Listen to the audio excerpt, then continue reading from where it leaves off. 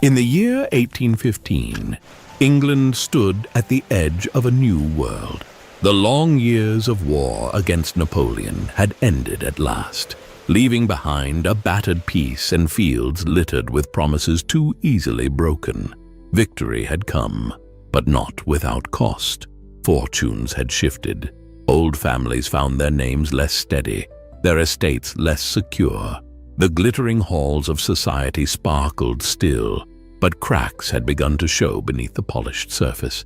In the quiet shires and along the winding lanes, life pressed forward, not with celebration, but with careful steps, as though afraid to trust the future. It was a time when reputations could fall as swiftly as empires, and love, if it came at all, demanded courage greater than any battlefield could require. And so, in the fading grandeur of Willowmere House, a proud family prepared to lose everything they had once believed unshakable. The morning mist curled low over the hedges at Willowmere House, softening the sharpness of its proud Georgian lines and lending the estate an almost dreamy air, as if the house itself had not yet woken to its own betrayal. Eleanor Winters stood at the window of the morning room, teacup in hand, watching the sun struggle through the pale haze. The old house, with its broad stone terraces, its ancient oak doors, had weathered centuries without yielding. It would not, she thought with a pang, yield easily today. Behind her, laughter rang from the breakfast table. Her father, Sir Thomas Winters, was recounting some foolish story about the vicar's new horse. A beast so contrary, he said, it ought to have been named after Lady Portley herself. Even now, with the ink scarcely dry on the papers that stripped him of his ancestral home, Sir Thomas chuckled with careless delight, waving his toast for emphasis. Lady Winters, seated at the head of the table with her needlework abandoned in her lap, smiled faintly, a smile as thin and worn as the cuffs of her gown. Eleanor said nothing. She sipped her tea with composure, feeling the delicate china warm against her palms, and tried to ignore the hollow sensation blooming beneath her ribs. She knew something had changed. She had known it for weeks, though no one had spoken plainly. The accounts had been locked away, the letters burned in the fire before anyone else might see. Her father had grown more boisterous, her mother more silent. Only Julia, her younger sister, remained untouched, chattering about the spring fair and whether Cousin Edwin would bring his new curricle to show. A knock sounded at the door, not the polite, measured tap of a servant, but a brisk, confident rapping that did not wait for an answer. Before anyone could rise, the door swung open to admit a man, unknown, square-shouldered, plainly dressed, his boots dusted with travel. Behind him, another, slighter, nervous-looking, carrying a sheaf of papers. "Good morning," said the first man, his voice firm, but not unkind. "I beg your pardon. I am Mr. Halford of Halford & Sons. You must be Sir Thomas Winters." Sir Thomas, startled, rose halfway from his chair. He offered a genial smile that faltered at the corners. "Indeed, sir, I am," he said, setting his toast aside. "And you are?" The man bowed slightly. "I represent the new owners of Willowmere House." For a moment, just a moment, the room seemed to tilt. The words hung there, heavy and undeniable, cutting through the soft clink of china and the ticking of the old brass clock. Lady Winter's embroidery slipped from her lap to the floor. Julia blinked, her mouth falling open. Eleanor set her teacup down, carefully, deliberately, lest her hands betray her. Sir Thomas laughed, a short, unconvincing sound. "There must be some mistake," he said, waving a hand as if to dispel the very air between them. "I've not sold." But even as he spoke, his eyes flickered, just once, to the papers in the younger man's hand. Eleanor saw it. Her mother saw it. The lie, brief and shining, crumbled like so much ash. The men from Halford & Sons remained politely still, as if accustomed to watching dignity unravel at their feet. Lady Winters rose, gathering her embroidery, as though it were the last thing tethering her to the floor. "Come, Julia," she said quietly. "We must give the gentleman the room." Julia, confused, clutched her reticule and followed. Sir Thomas remained rooted to the spot, staring at nothing, the joviality draining from him as slowly as water seeping into stone. Eleanor did not move. She looked once at her father, and in that glance saw the truth more clearly than any ledger could show. She bowed her head to the solicitors, with a grace that belied the jagged scrape of betrayal beneath her ribs, and turned to follow her mother. The family left Willowmere House within the week. There was no dramatic farewell, no weeping against the carved doors.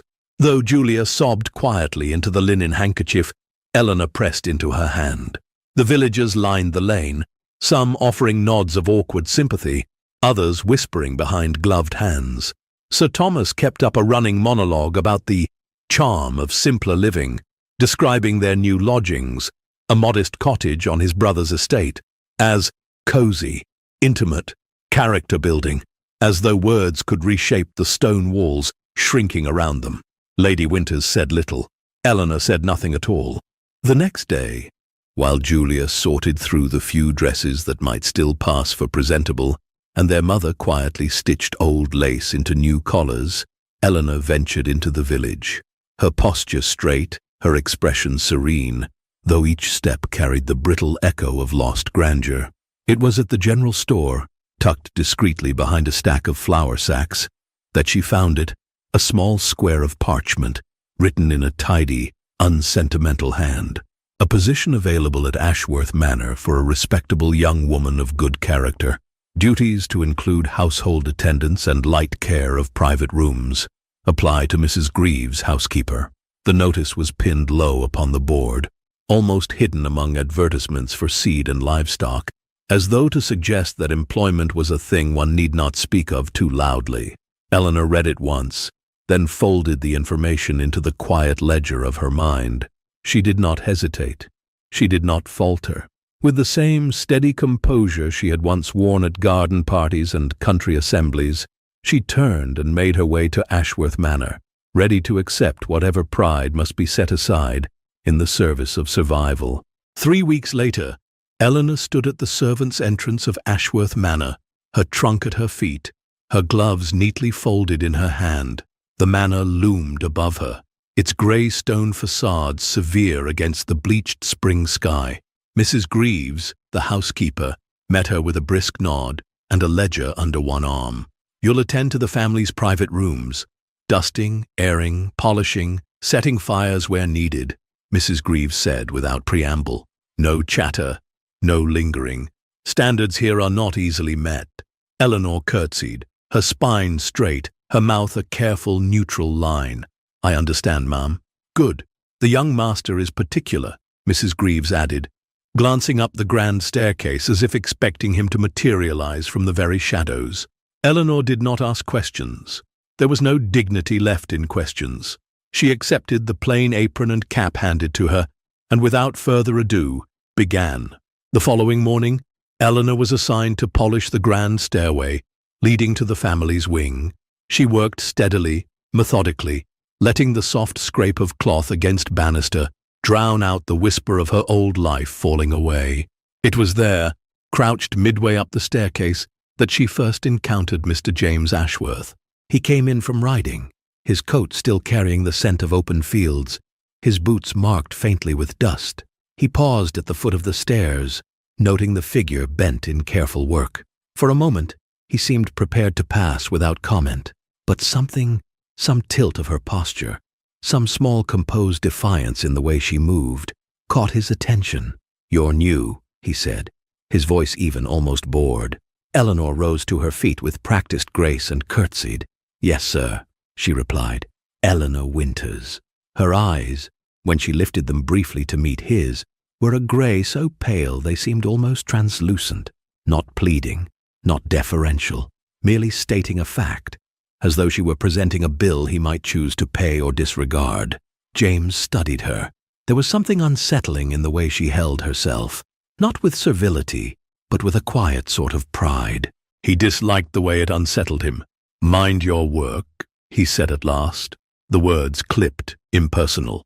Eleanor inclined her head once and returned to her polishing. James ascended the staircase without another glance, though his fingers drummed once, irritably against the railing as he passed. 3 weeks later, James Ashworth found himself pausing at the threshold of the library, a room he seldom visited at this hour. Inside, Eleanor moved among the high shelves, balancing a tray of freshly cut flowers, their pale blooms nodding with each step. She did not notice him at first, or perhaps she did and chose, pointedly, not to acknowledge it. James watched as she set the tray down, adjusted a vase, and paused, one hand trailing lightly over the cracked leather spine of a book on the nearest shelf. The simple grace of the movement, unstudied, unafraid, stirred something sharp and unfamiliar in him. He told himself it was irritation. He told himself many things. Still, he lingered longer than necessary until Mrs. Greaves's voice echoed from the far hall, and Eleanor, hearing it, gathered her tray and vanished like a wisp of breath caught in a draught. James stood alone in the library, frowning at nothing, his hands curling into fists at his sides. He had not meant to notice her. He had not meant to feel anything at all. He needed distraction, something firm, something within his control. The upcoming spring ball, intended to reassert Ashworth Manor's standing among the neighboring families, offered a convenient excuse. The preparations had been left largely to the housekeeper and the steward, as was proper, but James, restless and uneasy, found himself seeking outlets for his dissatisfaction. That was how, 2 days later, Eleanor Winters found herself summoned, rather curtly, to the drawing-room. She entered with her usual composure, curtsying neatly before the young master who stood near the long windows, a list in hand and a scowl creasing his brow. "You," he said without preamble, "are to see that the blue and silver draperies are properly arranged in the reception hall." Eleanor blinked once, steady as ever. "Begging your pardon, sir," she said evenly, "but I am assigned to the family's private chambers. Public decorations fall under Mrs. Greaves's household staff." James's hand tightened around the list. "Mrs. Greaves is occupied," he said shortly, "and I require the task done to my satisfaction." Eleanor dipped her head slightly, just enough to acknowledge his authority, but not so much as to humble herself entirely. "As you wish, sir," she said, voice calm but edged with something he could not quite name, defiance, perhaps, or a deliberate lack of awe. As she turned to go, he added almost as an afterthought, "You need not concern yourself with invitations. Your presence at the ball will not be required." The words struck sharper than he intended. For the briefest instant, Eleanor's shoulders stiffened, no more than the catch of a breath, and then she moved on, skirts whispering along the polished floors. James watched her go, dissatisfaction gnawing at him in a way he refused to examine too closely. The days that followed saw no easing of tensions. James, driven by a restlessness he could neither justify nor tame, found reasons to summon Eleanor again and again. Tasks outside her duty, errands meant more to inconvenience than assist. Straighten the candles in the minor drawing-room, polish the silver bell in the morning parlor, retrieve ledgers from the dust-choked attic archive, a place no servant willingly entered without cause. Each time, Eleanor obeyed without complaint, but not without expression. Her eyes, cool and steady, spoke volumes, and sometimes, when he issued a particularly absurd instruction, her mouth would twitch, not into a smile, but into a brief sardonic curve that suggested she found him more tiresome than fearsome. It rankled, and yet, absurdly, it intrigued him. No one spoke to him thus. No one dared. No one but her. It came to a head one rain-slicked afternoon, when James ordered Eleanor to scrub the stone balustrade along the rear terrace, a fool's errand, as the sky threatened another downpour even then. Eleanor, cloth in hand, looked up at him from where she knelt by the cold, damp stone. Her cheeks were flushed with exertion, her bonnet askew. "May I speak frankly, sir?" she asked, her tone so polite it bordered on insolence. James arched a brow. "You may." Eleanor rose to her feet, dusting her hands lightly against her apron. "You are the most contrary, arrogant, ill-tempered man I have yet had the misfortune to encounter," she said, each word measured and deliberate. And if the devil himself were to walk these halls, he would find a rival in you for pride and petty cruelty. The silence between them crackled.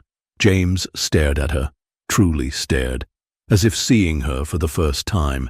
Then, with a tight, humorless smile, he said, "You may collect your wages from Mrs. Greaves. Your services are no longer required."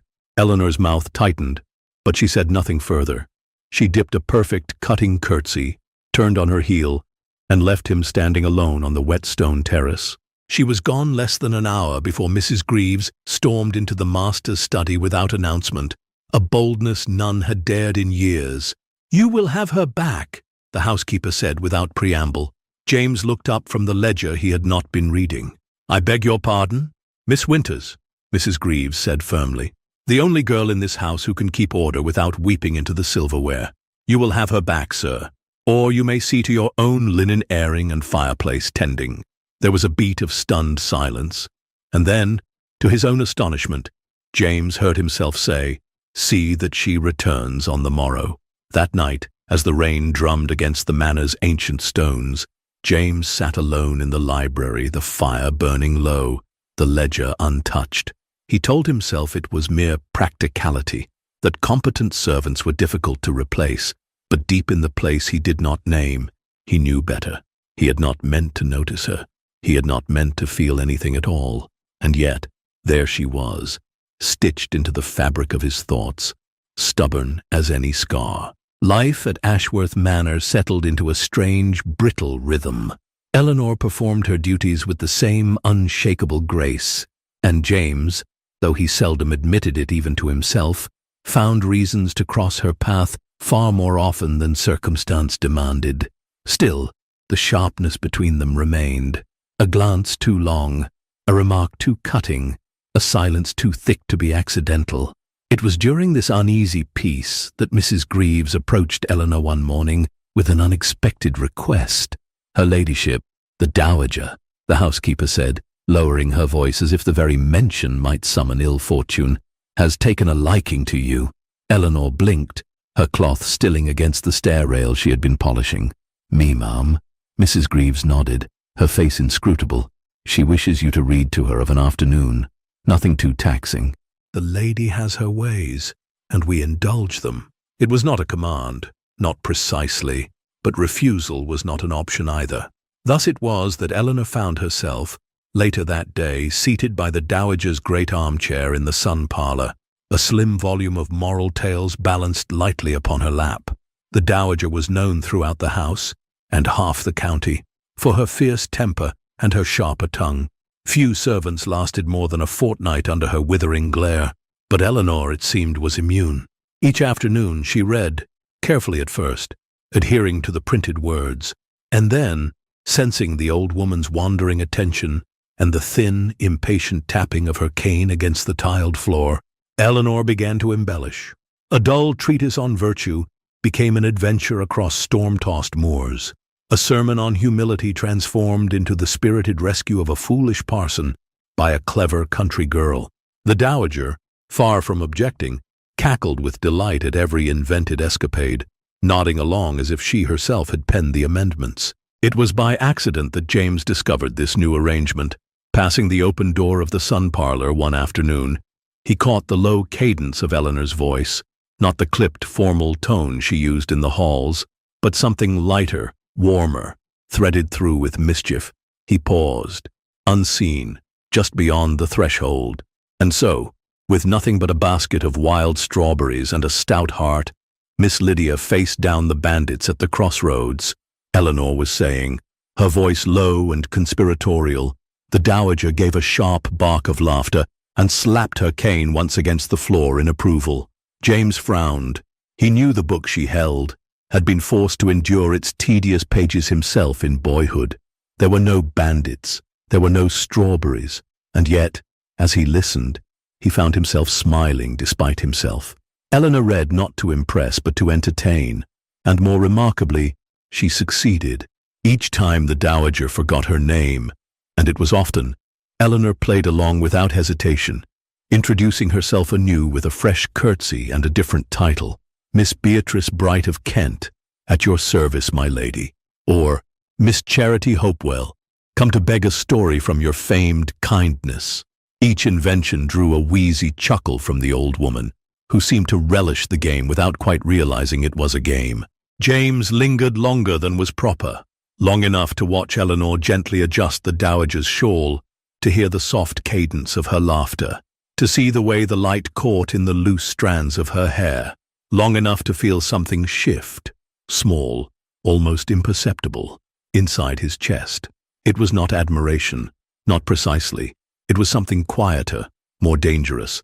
It was the realization that Eleanor Winters, maid though she might be, possessed more grace, more humor, and more true kindness than half the ladies he had danced with at London balls. He turned away before she could glimpse him, and stalked back down the corridor with the uneven gait of a man suddenly unsure of his own footing. That night, he found himself unable to focus on the estate ledgers, the neat columns of figures blurring before his eyes. He told himself it was mere curiosity, a servant hoeing unexpected spirit, nothing more. And yet, when he closed his eyes, it was not rows of crops or tenants' dues that filled his mind. It was the sound of Eleanor's voice, weaving life and laughter where only duty had been expected. It was the sight of her, bright as a living flame against the grey stone of his life, and it unsettled him more than any misbalanced ledger ever could. Spring, fickle as ever, turned cold again. Rain slashed across the hills, and the air inside Ashworth Manor grew heavy with damp and chill. Eleanor, who had weathered so much without complaint, began to cough, at first quietly, then with a rasping persistence that even Mrs. Greaves could not ignore. By the week's end, she was confined to her small attic room, forbidden from her usual duties until she recovered. The absence was keenly felt. The dowager grew fractious without her daily stories. The servants tiptoed about their tasks, glancing toward the upstairs corridors, as if expecting the very walls to mutter in protest. James noticed most of all, though he told himself he was grateful only for the peace and order Eleanor had brought to the house. His temper grew shorter, his sleep more restless. It was foolishness, a distraction he could ill afford, and so, out of pride as much as any other reason, he turned to Miss Charlotte Fairborn, his intended. Miss Fairborn, a handsome young lady of excellent family and unimpeachable fortune, visited Ashworth Manor twice weekly with her mother in tow. Her manner was correct, her posture faultless, her smiles arranged with mechanical precision. It occurred to James, somewhat belatedly, that he had never once seen her laugh. Still, duty was duty, and so one afternoon, as they sipped thin tea in the drawing-room, he broached the subject. "My grandmother," he said, clearing his throat, "has grown accustomed to being read to. Miss Winters, our former housemaid, had seen to it. Would you perhaps indulge the old lady until our arrangements are complete?" Charlotte's fine brows lifted in faint surprise. "You wish me to read to the old hog?" The words, spoken without heat but with unmistakable disdain, rang louder in the room than any shout. James stiffened. He had heard the dowager called many things, often with more venom, but to hear it thus, so coolly, from the woman who would share his life. Charlotte caught the change in his expression and shrugged delicately. "I have no great fondness for decrepit creatures," she said, reaching for another sugar biscuit. "Besides, is it not the work of servants to entertain one another?" James said nothing. He could not. The hollow inside him, the space Eleanor's absence had carved so quietly, yawned wider. 2 days has passed. Eleanor's fever still lingering and her strength slow to return. Eleanor quietly asked permission to go home for a time, to recover under her mother's care. Mrs. Greaves, after some hesitation, allowed it, and so, one rain-drenched morning, Eleanor left Ashworth Manor, not through the grand front doors, but bundled modestly into a worker's cart bound for the village. James watched from the upper gallery, unseen behind the heavy damask curtains. He told himself he merely happened to be passing. He told himself many things these days, few of them true. He saw the slight figure climb into the cart, the thinness of her shoulders beneath her shawl, the way she tucked her hands tightly into her lap against the morning chill. He saw, too, how none but Mrs. Greaves came to see her off, how the great house, so quick to bustle over spilled wine or misplaced letters, gave no ceremony for her departure. The cart jolted forward, wheels splashing through the muddy drive. James remained long after it disappeared around the bend. The rain tapped against the glass like the ticking of some relentless clock, and still he did not move. He told himself it was better this way. It came to a head one afternoon. Miss Fairborn had departed in a cloud of perfume and disinterest, having spent the better part of an hour discussing bonnet ribbons and the latest scandal out of Bath. James, restless and irritable, had retreated to the library, but the sight of Eleanor's abandoned book on the side table, left there since her last afternoon with the dowager, set his blood to churning. Enough. Without permitting himself to think further, he descended to the kitchens. The startled kitchen maids parted like frightened geese at his approach. He startled Mrs. Greaves so thoroughly that she dropped a ladle into a pot of stew. "I require broth," he said shortly, "and a covered dish. Something portable." Mrs. Greaves, long practiced in the art of not asking foolish questions, complied without comment. Within minutes, James was outside, mounting his horse with stiff precision, the wrapped tureen carefully secured in one hand, despite the spring chill. He urged the animal forward without a word, the manor shrinking behind him as hooves struck the muddy lane. Eleanor's family cottage was small but tidy, smoke curling from the stone chimney, a worn path leading to the low door. He hesitated once on the step, the foolishness of the act suddenly pressing down on him, but before he could turn away, the door swung open. It was Eleanor's mother who answered, her eyes widening at the sight of him. "Mr. Ashworth," she said, bobbing an awkward curtsy. We were not expecting." James thrust the tureen forward, muttering, "The housekeeper thought she might need this. I was passing through the village." Behind her, Eleanor's father shuffled into view, spectacles perched precariously on his nose. "Who's at the door, Martha?" he called, peering. "It's Mr. Silk Devil, dear," his wife called back before blanching in horror at her own words. James blinked. The rain clung to him as he rode back toward Ashworth Manor, his coat sodden, water dripping steadily from the brim of his hat. He had tucked the empty saddlebag against his side, though it felt lighter than the burden pressing against his chest. The bay gelding picked its way carefully along the muddy lane, hooves splashing through shallow puddles, steam rising faintly from its flanks. James urged the horse on with little thought, his mind fixed not on the road, but on the pale figure he had left behind in that small, fire-warmed cottage. He had seen her, not the proud, defiant Eleanor who had once stood her ground against his tempers in the hallways of Ashworth Manor, but a pale, fragile girl, wrapped in patched quilts, fighting for every breath.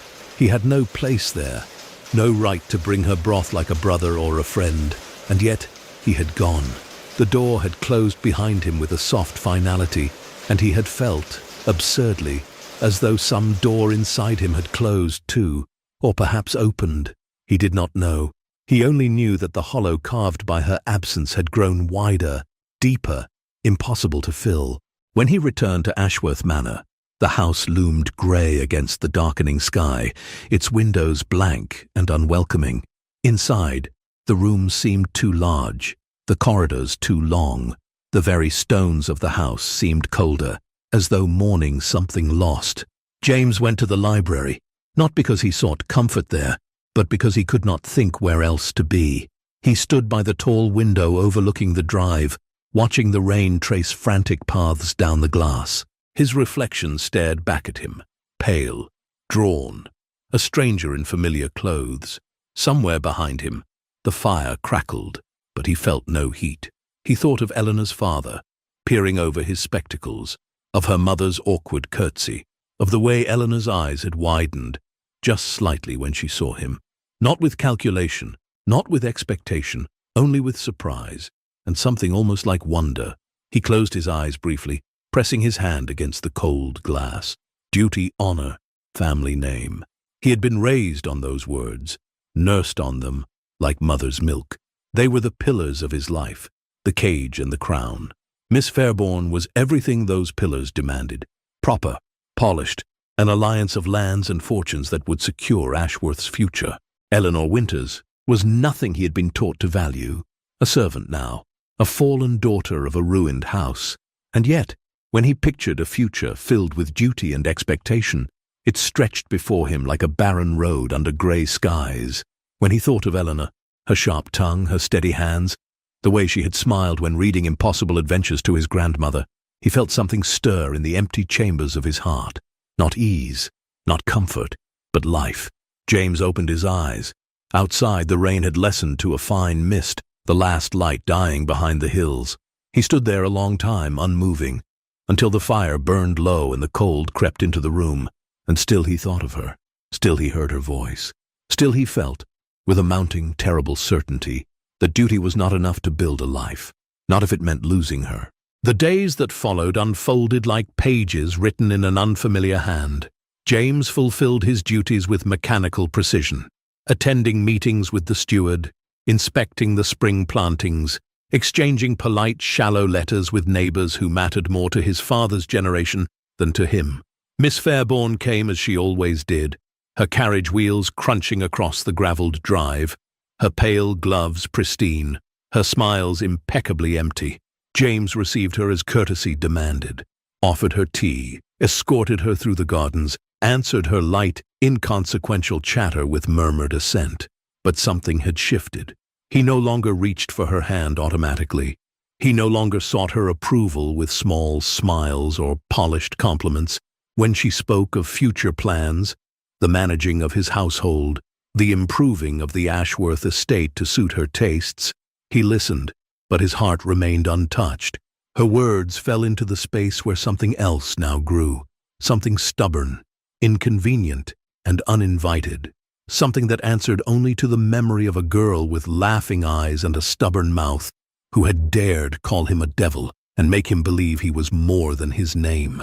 One afternoon, as the rain gave way to the soft golden promise of early summer, Charlotte broached the subject he had been dreading. "You have seemed distracted of late, James," she said, arranging her skirts with studied nonchalance as they walked the long terrace. He inclined his head, offering no denial. She pressed on. "I hope," she added, her voice light but brittle at the edges, "that it is not the fault of the dreary company you are forced to keep." There was a slight, telling emphasis on the word company. James knew precisely whom she meant. The servants, Eleanor. He stopped walking, the old stone balustrade rough beneath his gloved hand. For a long moment he said nothing. Then, carefully, he replied, "It is not the company that is dreary, Charlotte, only the path set before me." She laughed, a sharp, shallow sound that did not reach her eyes. "Do not speak as though you were marching to the gallows, dear James. Marriage is not a sentence." No, he thought grimly, it was not death, but it could be a kind of burial all the same. He offered his arm to her, because it was expected, but when she placed her hand lightly upon it, he barely felt the pressure. His mind, his heart, were elsewhere. Across fields and rivers, beyond propriety and fortune, in a small cottage where a girl who was not his equal in birth, but far outshone any lady he had ever known, laughed and coughed and lived. That night, he sat in the dim glow of the library, the engagement contract spread before him, his father's seal, her father's seal, his own name, waiting. The pen rested heavy in his hand. He stared at the blank line, at the life it represented, at the cold, empty future it promised, and slowly, deliberately, James set the pen aside. The fire crackled in the hearth, low and stubborn. Outside, the stars emerged, pale, uncertain, in the clearing sky. And inside, for the first time, James Ashworth allowed himself to imagine a different future, one not paved with duty and expectation, but with defiance and laughter and life, one with Eleanor Winters. Mrs. Greaves found her in the linen room, arms deep in folding fresh sheets, and delivered the message with a peculiar look, one Eleanor could not quite read. "You are to attend Mr. Ashworth in the West Study," the housekeeper said. Immediately. No reason given, no explanation offered. Eleanor wiped her hands on her apron.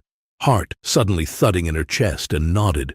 The West Study, the old part of the manor, little used now except for musty records and forgotten treasures. Why summon her there?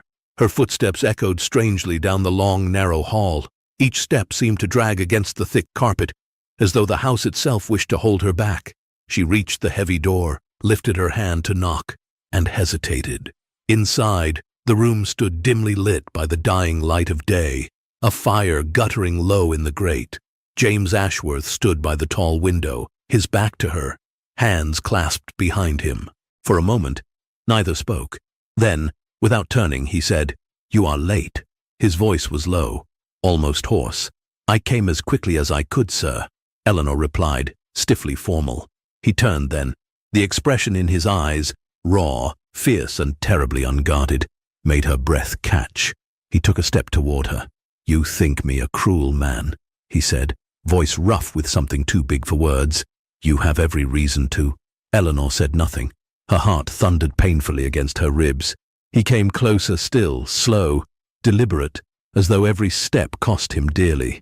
"I have treated you ill," James said. "I have spoken words I should have swallowed, and swallowed words I should have spoken." Eleanor's fingers tightened in the folds of her apron. She wanted to move, to run, but her feet would not obey. James stopped before her, leaving only a few feet between them. "I did not know," he said, his voice falling to a whisper, "that a heart could be so easily stolen, or that mine had been, long before I dared to name it." He looked at her then, fully, with no defense left. "I thought I was a man made of iron. I thought duty would be enough. That pride could guard me." His voice cracked, raw with the weight of it. "But then you moved through these halls, and I began to ache for the very air you breathed." He took a shuddering breath, raking a hand through his hair. "It was not grand things, Eleanor. It was the way you smiled when you thought no one watched. The way your footsteps sounded in the corridors before I ever saw you. The way the house felt different, smaller, colder, when you were gone from it even an hour." He stepped closer, desperate now. "I tried to ignore it. I tried to outrun it. I told myself you were nothing to me but a face among 100 servants. But I would hear laughter and turn, hoping it was yours. I would sit alone in rooms you had left, aching for your presence like a starving man aches for bread." Another step. "I brought you that broth not because it was duty, but because the thought of you suffering and me doing nothing was more than I could bear." His voice dropped to a whisper, fierce and trembling. "You are stitched into my every waking thought, Eleanor Winters, into the marrow of me, and I am undone." He reached out, hesitated, then let his hand fall to his side again. Eleanor stared at him, wide-eyed, disbelieving. He took one final step, close enough now that she could feel the heat of him, the wild, caged energy he barely restrained. For a desperate, shattering moment, it seemed as though he would kiss her. She could feel it in the charged space between them, the unspoken pull, the reckless yearning. Her own body betrayed her, leaning, tilting, drawn forward by some gravity she did not understand. And then, panic. In a flash, Eleanor spun away, skirts whipping around her ankles, and fled from the room. Tears blurred her vision, but she would not let them fall yet. Not here, not while he might see. She ran blindly through twisting corridors, up the servants' stairs, back to the narrow safety of her little attic room. Only then, behind the thin wood door, did she let herself break. She sank onto the hard mattress, pressing her hands to her mouth to muffle the sobs that tore free at last. And then, when her tears had dried to salt on her cheeks, the fury came. She sat up sharply, wiping at her damp cheeks with the back of her hand, and whispered, furious, "How dare he?" She rose stiffly, pacing the narrow floor with small clipped steps, every movement taut with feeling. "Not fit to pour wine for his guests," she muttered, voice tight and shaking. "Not fit to so much as be seen in his precious company, but now—" She stopped, gripping the edge of the washstand until her knuckles whitened. "Now I am to believe he cannot breathe without me." A small, bitter laugh escaped her lips, no real humor in it. Was it boredom then? Some nobleman's sport to toy with the help? To pass a season of rain and gloom? Her heart thudded painfully in her chest. What am I to him? An amusement? A passing madness? A fancy he will regret the moment reason returns?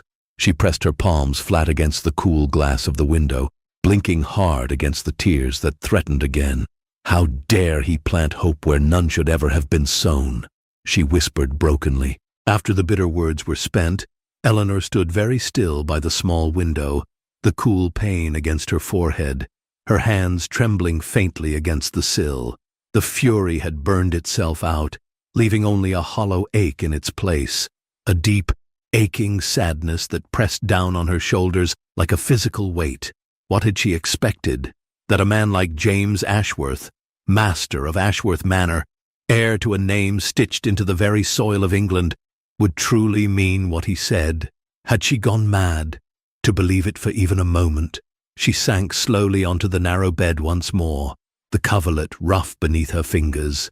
No tears now, only a slow, weary quiet that filled the little room until it seemed there was no space for breath.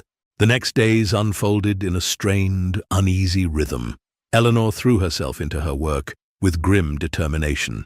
She volunteered for the least desirable tasks, scrubbing the scullery floors, polishing stair rails until her arms ached, anything that would keep her out of sight, out of mind. She altered her routes through the house, slipping through servants' passages, ducking behind heavy doors when footsteps sounded. She ate early or late, never when others might gather. If she heard James's voice, deep, unmistakable, echoing down a hall, she turned on her heel and fled in the opposite direction. James noticed. At first he told himself it was coincidence, a trick of timing, but as days slipped into a week, the pattern became undeniable. She was avoiding him, deliberately. The sight of her, that stubborn chin, those quick hands, had once seemed a certainty, a given part of his days. Now, her absence gnawed at him like a splinter buried too deep to remove. He found himself wandering the house without purpose, pausing by doorways where he might once have glimpsed her passing. He lingered at windows, searching the gardens for a glimpse of her slight figure among the hedges. At meals, he barely touched his food.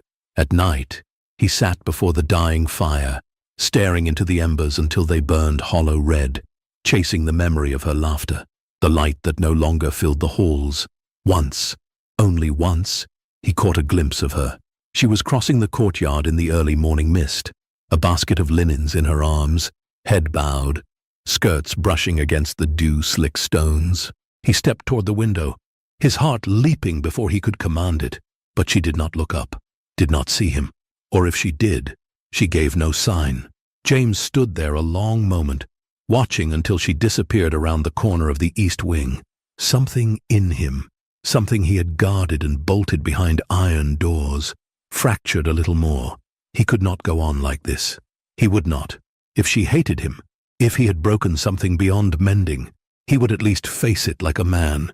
He would not let her vanish from his world without a word, a look, a chance. It came on a morning so still, so oppressively silent, that Eleanor felt it in her bones before the words were spoken. She had just finished arranging the flower vases in the small withdrawing room, a task she had seized upon precisely because it kept her far from the main corridors, when Mrs. Greaves appeared in the doorway. The housekeeper's expression was inscrutable, her hands folded neatly before her. "Eleanor Winters," she said, voice low but firm. "You are required in the west study, immediately." Eleanor froze, a tulip stem slipping from her fingers and landing soundlessly against the polished wood floor. Required. Not requested, not invited. Required. Her heart thudded painfully against her ribs.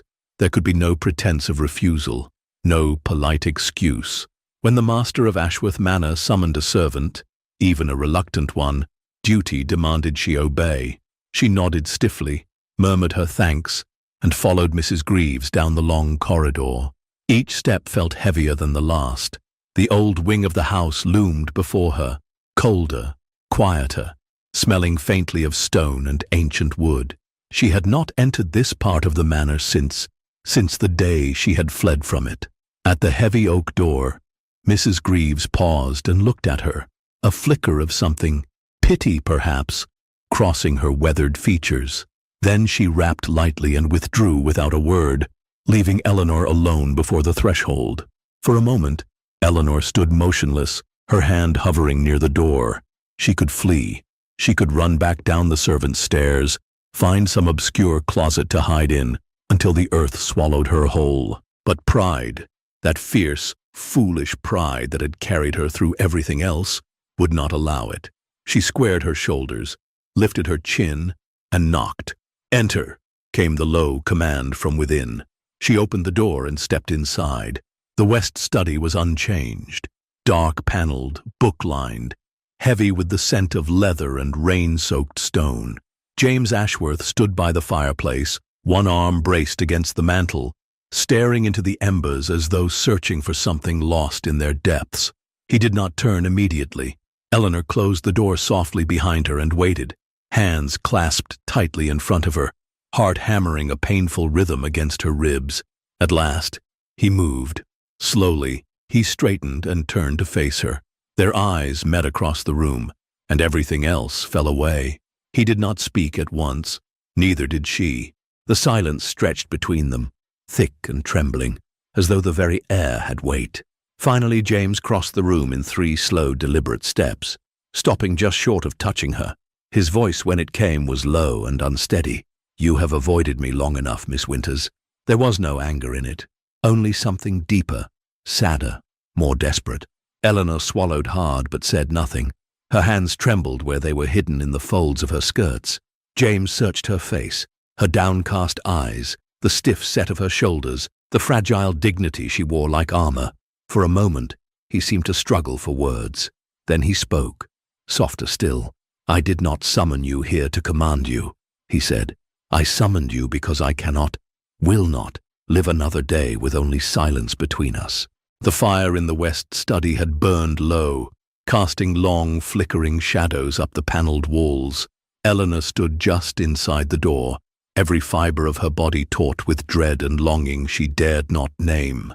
James Ashworth stood before her, framed by the firelight, his posture rigid as though only pride kept him from crumbling. For a long moment, neither spoke. The house itself seemed to hush, listening. At last, he moved, not quickly, but with slow, deliberate steps, closing the space between them. Eleanor's breath caught painfully in her throat. He stopped a mere foot away, his hands clenching and unclenching at his sides. When he spoke, his voice was quiet, stripped of every artifice. "I summoned you," he said, "because I could no longer endure your absence." His gaze searched her face, fierce and trembling. "You have occupied every hour of my mind, every corner of my cursed hollow heart." She opened her mouth to speak, to protest perhaps, but no sound came. He stepped closer still, the air between them trembling with something vast and fragile. "I know what I am," James said hoarsely, "proud, foolish, bound by duty thicker than blood. And I know what you are, braver than you know, stronger than you should have to be." He hesitated, and for a moment Eleanor saw the battle within him, the pride that would not kneel, the heart that already had. Then, slowly, he extended his hand toward her, not demanding, not grasping, simply offering, open, vulnerable, waiting. Eleanor stared at it, heart hammering wildly. "This is madness," she whispered, the first words she had dared to speak. James smiled, a small, broken thing, and said, "It is life." Tears prickled behind her eyes, and she shook her head in disbelief, in fear. "Your family," she said weakly. "Your duty, Miss Charlotte." "None of them," he said, taking another step closer, his voice rough. "Know what it is to feel alive." His hand was still there, unwavering, patient. Eleanor pressed her fists against her skirts, trembling. "I am a maid," she said, hating the way her voice cracked. "I am nothing."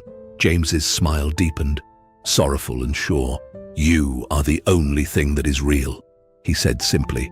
For a moment longer, Eleanor fought it. The pull, the terror, the desperate, unbearable hope. And then, slowly, uncertainly, she lifted one trembling hand and placed it in his. His fingers closed around hers, warm and steady, not crushing, not demanding, just holding. Eleanor stared at their joined hands, dazed, as though she had stepped out of her own life into some fragile, impossible dream. James lifted their joined hands slightly, as though to seal some invisible vow, and she found herself looking up at him. She had to crane her neck, tilting her face skyward. He was so much taller than she, a towering figure of broad shoulders and restless, wounded heart. Without thinking, a breathless laugh slipped from her lips. "You are so tall." For a heartbeat, there was only stunned silence between them. Then James laughed, not the sharp, polite chuckle she had heard at dinners, but something rare and aching and true. He squeezed her hand gently, reverently, and Eleanor, feeling her heart crack open entirely, smiled back. Outside, the first drops of rain began to fall, soft, tentative, like a blessing, tapping against the tall windows and slipping down the glass in shimmering trails. Neither of them moved. Neither of them needed to. For the first time, there was no distance left between them, only the quiet, unspoken knowledge that, whatever storms came, they would stand together, hand in hand, always.